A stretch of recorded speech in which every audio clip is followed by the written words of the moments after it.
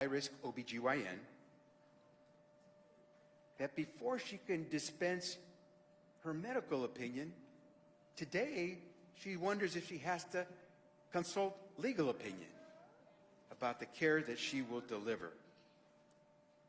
We're here because we know that there are medical students who are choosing not to establish their practices in states, sometimes their home state, that attack reproductive rights and health, leaving women in those states with even less care than they have today. And we do this because our daughters, my 3 daughters, today have fewer rights than their mothers. Poet Robert Frost once said, "How many things have to happen to you before something finally occurs to you?" The eyes of the nation are on Arizona.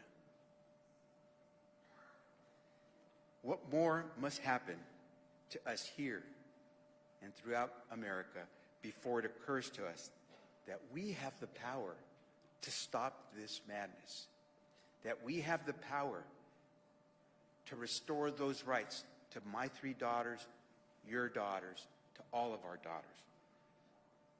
What more do we need to have happen to us before we recognize that the right to health care is not something a politician can take from us, because we know what's best for our bodies, we know what decisions to make, because we will consult with the physician, our clergy, whomever we wish to help us make decisions.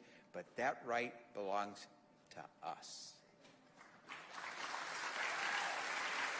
So we're not waiting. President Biden, Vice President Harris, we at the Department of Health and Human Services, we're not waiting.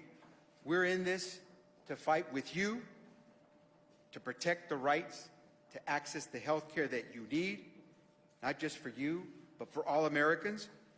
We're here to make sure that that includes abortion care, contraception care, in vitro fertilization care, you name it, we're here to fight.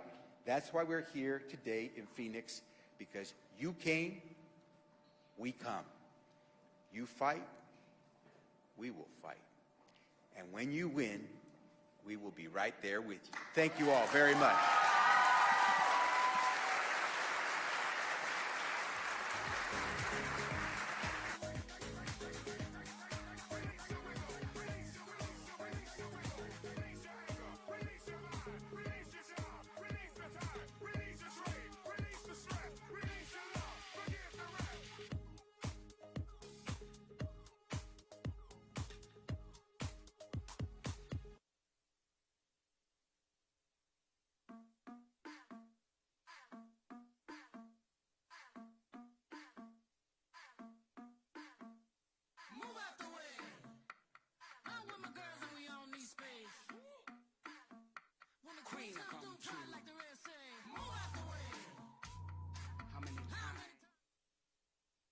Please welcome Planned Parenthood of Arizona President and CEO, Angela Flores.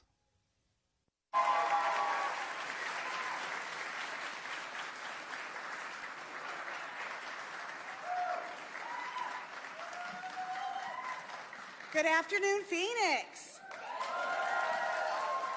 I'm delighted to be here. My name is Angela Flores, and I am a proud Arizonan born right here in Phoenix and raised in Holbrook, a little small town up in northern Arizona. I consider myself an example of what the opportunity our state provides. I went to Holbrook Public Schools, home of the Roadrunners. Meet me. After high school, I lived at home while attending a local community college to stretch our family's resources a little bit further, before moving here to Phoenix to attend Arizona State University. Go Devils! I've spent my life working in every corner of our beautiful state, collaborating with stakeholders to increase opportunity, access, and visibility for marginalized communities. I started my career in public service working for the Girl Scouts, the very same council in which I was a Brownie and a Junior Scout. That led me to a seat in the Hispanic Leadership Institute, a program that allowed me to join local Latino leaders in understanding the issues impacting communities throughout our state. And that foundation helped me understand that as a Latina leader, I had a unique opportunity to create more seats at tables where decisions were being made on behalf of our communities. That experience really helped me focus my career solely on public service, specifically in healthcare, where I joined Valle del Sol Community Health for nearly a decade. I worked on advancing health equity and addressing the social determinants of health in the Latino community. During those years, I learned from our patients that economic prosperity is deeply tied to access to quality health care, especially for young women. And that's led me to where I am today, the new, just 1 month in, President and CEO of Planned Parenthood Arizona.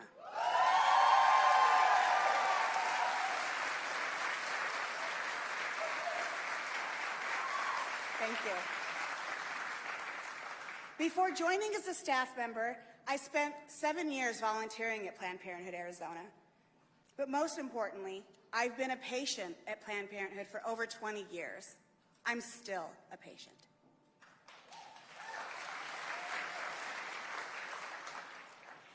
What I've learned from my time as a patient and volunteer is something that you here already know. Choosing when and if you want to parent is the single most critical decision that impacts your socioeconomic future. And just as many of you here today, I too have people in my life whom I love dearly who are unable to make that choice simply due to accessibility. And it changed the trajectory of their lives. Today, millions have had that ability to make that decision for themselves taken away. The overturning of Roe v. Wade was a dark and heavy day, and it required abortion care to pause in our state for far too long. But in these darkest moments, we also found glimmers of light. It has been our providers at Planned Parenthood Arizona who have remained a positive force to reckon with. They've worked around the clock to meet Arizonans' increasing demands for long-acting forms of contraceptions, inserting IUDs for patients who worry that short-term birth control methods could be targeted next. One recent example really stood out to me. Our chief medical officer performed an abortion for a patient who had to drive hours and hours across several states with her small children in the back seat just to get to our health center. Arizonans know it is well past time to protect access to abortion in our state.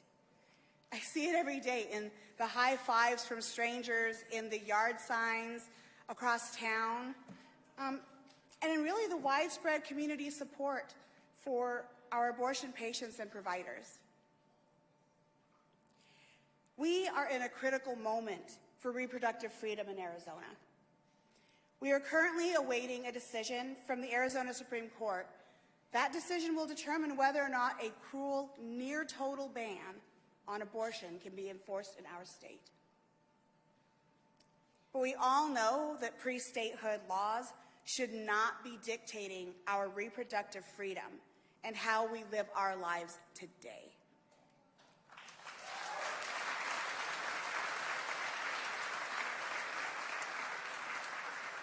Arizonans want and deserve the freedom to make our own decisions about our reproductive health. And President Biden and Vice President Harris know this. That's why they've been fighting for us. Simply put, they've been relentless in their pursuit to protect access to sexual and reproductive health care in the face of state restrictions on abortion imposed after the fall of Roe. And as I look out and see all of you here with such a strong showing of support, this really is an incredible moment. It's certainly not something on little Angela's life bingo card. I never thought I would be introducing the Vice President of the United States.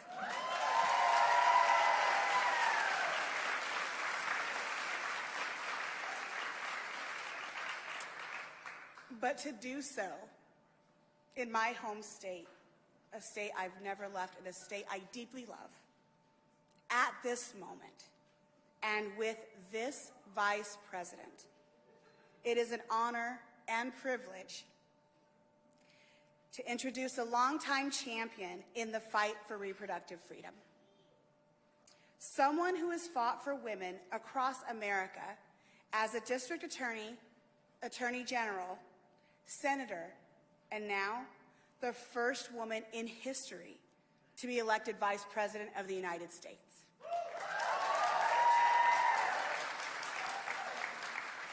So everyone, please make some noise and join me in giving a loud and proud Arizona welcome to our Vice President, Kamala Harris.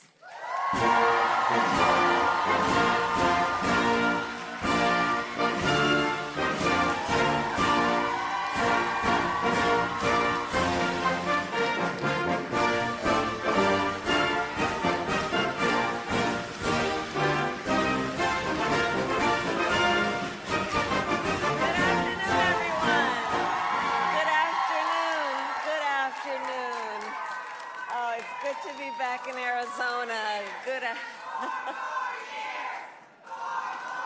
We will get 4 more years, won't we?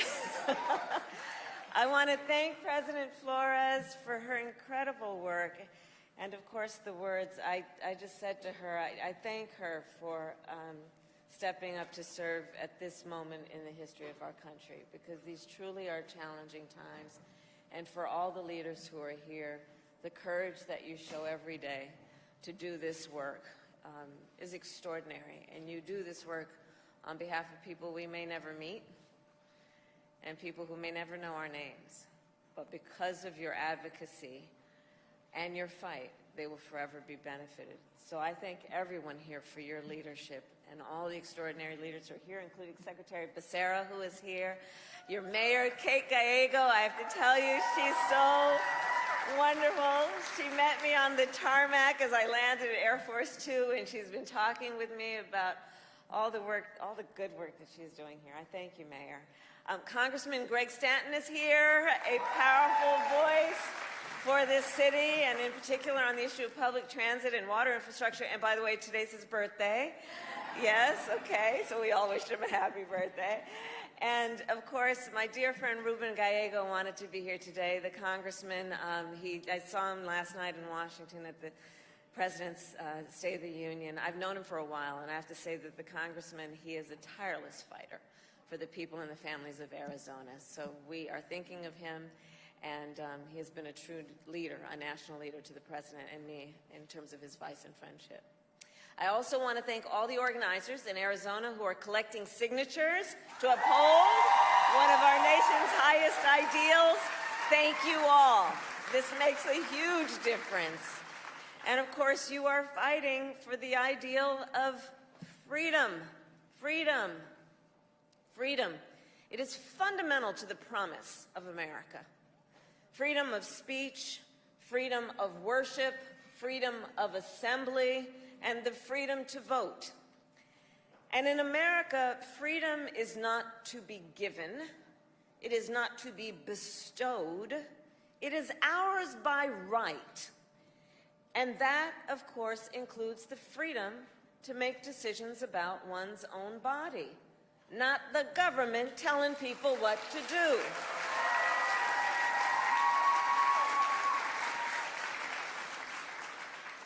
So 51 years ago, in the case of Roe v. Wade, the United States Supreme Court recognized the fundamental constitutional right to reproductive freedom.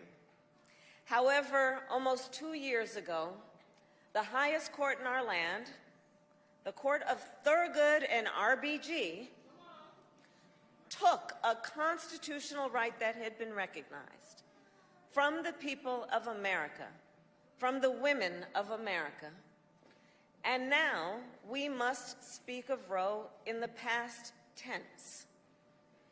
In states across our nation, extremists have proposed and passed laws that criminalize doctors and punish women. Laws that threaten doctors and nurses with prison time, even for life, simply for providing health care. Laws like those in Arizona that make no exception even for rape or incest.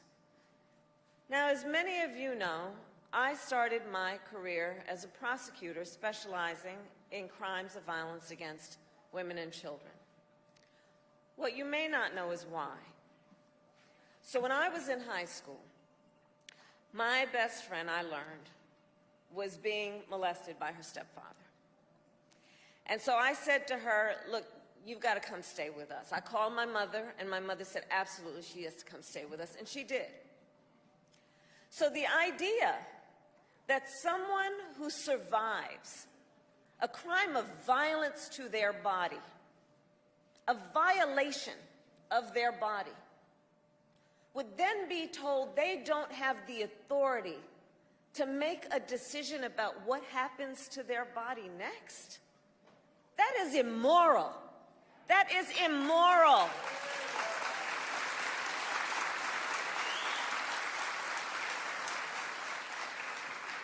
And today, of course, in some states, extremists even attack the freedom to use IVF treatment.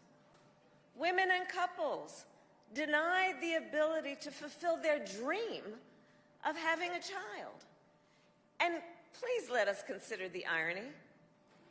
On the one hand, these extremists tell women they do not have the freedom to end an unwanted pregnancy, and on the other hand, these extremists tell women they don't have the freedom to start a family. Let us all agree, one does not have to abandon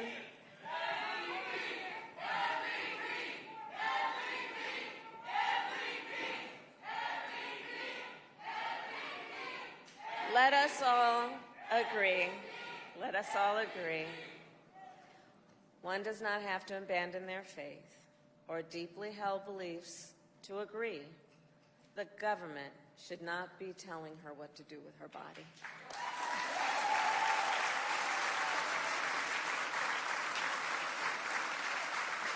And this is, in fact, a healthcare crisis. There is nothing hypothetical about this moment. Today in America, 1 in 3 women of reproductive age live in a state with an abortion ban. 1 in 3 women of reproductive age. And that number is even higher for Latinas. 40% of Latinas live in a state where abortion is banned, including right here in Arizona, where extremist legislators passed an abortion ban with no exception for rape or incest. And right now, other extremists, as you have heard and know, are in court trying to bring back a law from 1864 that would completely ban abortion in Arizona. 1864. Understand, 1864? Before women had the right to vote, before women could own property, before Arizona was even admitted as a state. Look, these extremists, they're trying to take women back to the 1800s, but we're not going to let them. We're not going to let them. We are not going to let them. And let us understand the impact of laws like these, since Roe was overturned, have created a horrific reality that women in our country are facing every single day. It is not without harm to real people that this has happened. You know, I've met women who had miscarriages in toilets because they were refused care. I met a woman who went to the emergency room during a miscarriage and was turned away repeatedly because the doctors there were afraid they might be put in jail for giving her care. And it was only when she developed sepsis that they administered care. And consider that the majority of women in America are mothers who have abortions. The majority are mothers. So if she lives in a state with an abortion ban and needs to travel to receive care, God help her if she does not have paid leave or affordable child care, or the savings necessary to buy a bus, train, or plane ticket to get where she can receive support and help. And by the way, these extremists say they're motivated by the health and well-being of women and children, while they are silent on the issue of maternal mortality. That in connection with childbirth, women in America die at a higher rate than any women in a wealthy nation around the world. The issue of maternal mortality, and they've been silent on that, and all of a sudden they are the great defenders of women and children. Consider on the issue of maternal mortality that Black women are 3 times as likely to die in connection with pregnancy, Native women twice as likely, rural women 1.5 times as likely. And the top 10 states with the highest rates of maternal mortality all have abortion bans, including Arizona. The hypocrisy abounds. And the reality, in real time, across our country, is that for every story we hear, there are so many that we do not. Today, an untold number of women are silently suffering. Women who are being subjected to profound judgment, women who are being made to feel as though they did something wrong, as though they should be embarrassed, as though they are alone. So to these women I say, we see you, and we are here with you, and we are always going to stand by you. You are not alone.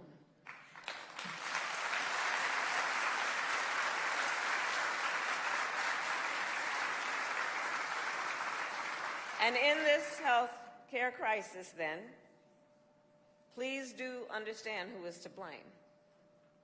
The former President, Donald Trump, handpicked 3 members of the United States Supreme Court because he intended for them to overturn Roe. He intended for them to take your freedoms. And he brags about it. He said that for years they were, quote, trying to get rid of Roe v. Wade, trying to have it terminated. And then he said, quote, and I did it, and I'm proud to have done it. He is proud. Proud that women across our nation are suffering. Proud that doctors and nurses could be thrown in prison for administering care. Proud that young women today have fewer rights than their mothers and grandmothers. How dare he?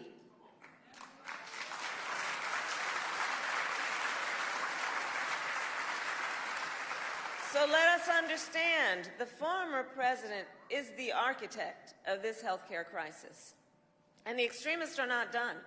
In the United States Congress, extremists tried to pass a national abortion ban to outlaw abortion in every single state. But what they need to know is that if Congress passes a national abortion ban, President Joe Biden will veto it.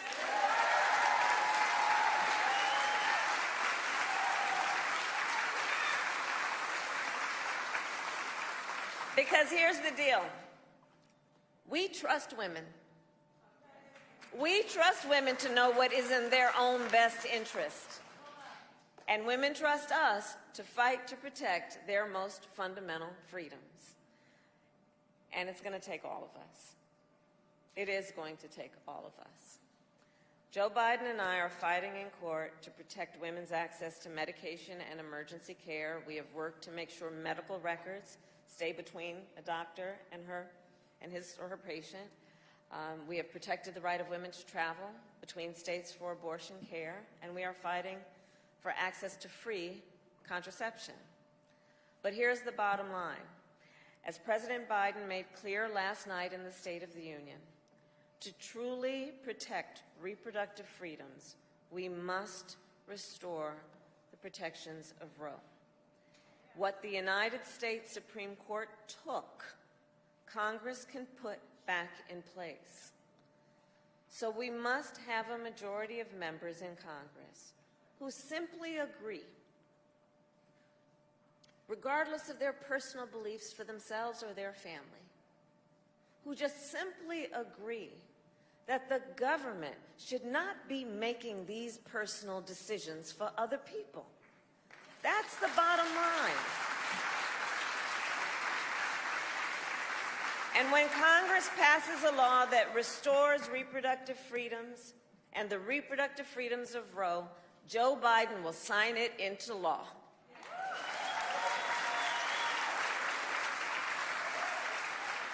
So, in conclusion, I will repeat, it is going to take all of us.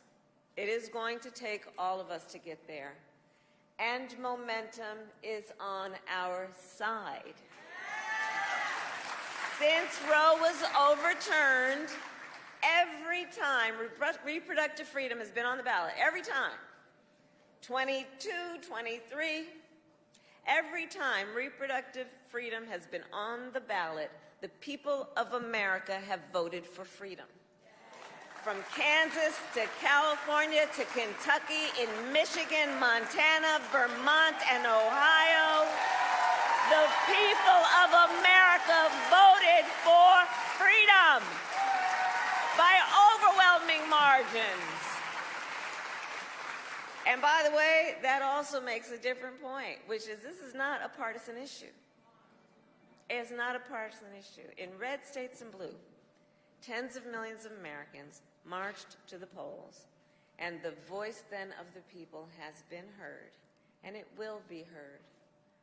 So in conclusion, I ask today, Arizona, are you ready to make your voices heard? Do we trust women? Do we believe in reproductive freedom?